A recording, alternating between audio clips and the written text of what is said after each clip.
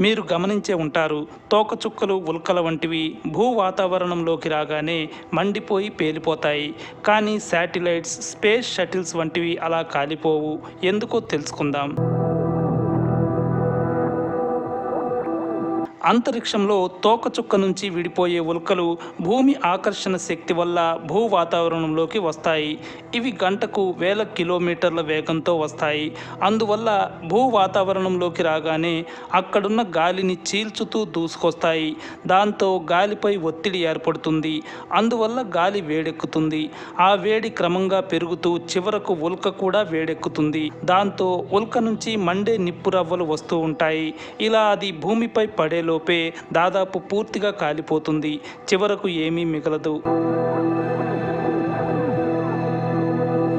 ఉల్క భూ వాతావరణంలోకి వచ్చినప్పుడు దాని ఉష్ణోగ్రత దాదాపు 1650 డిగ్రీల సెంటీగ్రేడ్ వరకు ఉంటుంది. అందుకే అది పూర్తిగా కాలిపోతుంది. అయితే అంతర్జాతీయ అంతరిక్ష కేంద్రం నుంచి స్పేస్ షటిల్ భూమికి వచ్చేటప్పుడు కూడా ఇదే రకమైన ఉష్ణోగ్రత ఏర్పడుతుంది. అయినప్పటికీ స్పేస్ షటిల్ మండిపోదు. దానికి ఎలాంటి సమస్య రాకుండా ఏర్పాట్లు ఉంటాయి. అంతరిక్ష నౌక బయటవైపు సిలికాన్ డయాక్సైడ్ పూత పూసిన ప్లేట్లను అమర్చుతారు.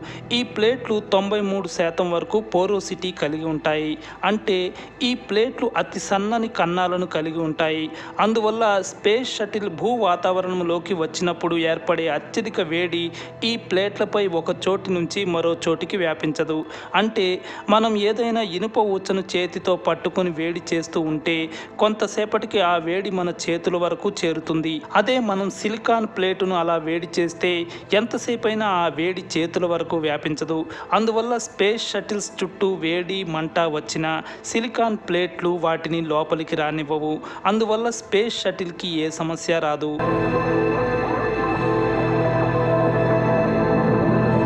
ఇదే విధంగా శాటిలైట్ల విషయంలోనూ జాగ్రత్తలు తీసుకుంటారు. మంటలు వ్యాపించకుండా సిలికాన్ డయాక్సైడ్, బంగారం, అల్యూమినియం, ప్లాటినం వంటి వాటితో పూత పోస్తారు. ఇవన్నీ కూడా రోదసిలో వేడిని తట్టుకోగలవు. అందువల్ల శాటిలైట్లు కాలిపోకుండా ఉండగలుగుతాయి.